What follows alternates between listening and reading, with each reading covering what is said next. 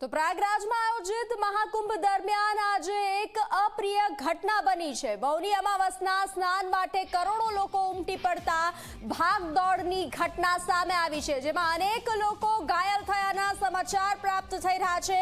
કેટલાક લોકોએ આ ઘટનામાં જીવ ગુમાવ્યો હોવાના પણ અહેવાલ મળી રહ્યા છે।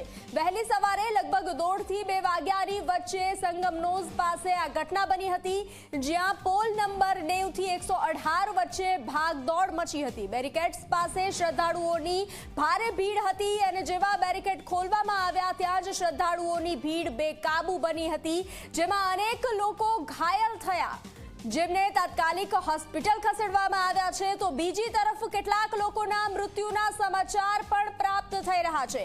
અફવાઓના કારણે આ ભાગદોડ થયા હોવાનું પણ કારણ આપવામાં આવી રહ્યું છે। થોડા સમય માટે કુંભ મેળા વિસ્તારમાં અફરાતફરીનો માહોલ સર્જાયો હતો। અખાડાએ પણ તેમનું સ્નાન ટાળવાનું પસંદ કર્યું હતું। જે અખાડાઓ સ્નાન માટે નીકળ્યા હતા તેઓ પાછા ફરી ગયા હતા। પ્રધાનમંત્રી નરેન્દ્ર મોદીએ સવારથી અત્યાર સુધીમાં 3 વાર ઉત્તર પ્રદેશના મુખ્યમંત્રી યોગી આદિત્યનાથ સાથે વાત કરી અને સ્થિતિની જાણકારી મેળવી હતી।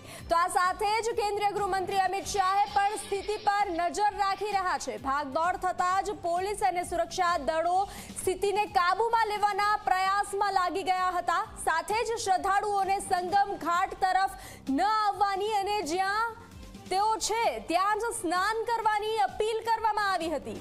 તો આજે મૌની અમાવસ્યાને લઈ અને શાહી સ્નાનને લઈ આ ભાગદોડ મચી હતી।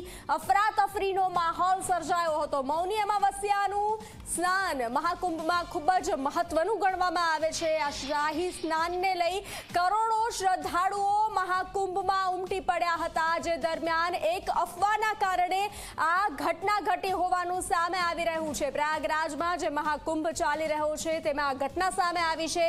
મૌની અમાવસ્યાના સ્નાન માટે કરોડો ભક્તો ઉમટી પડ્યા હતા।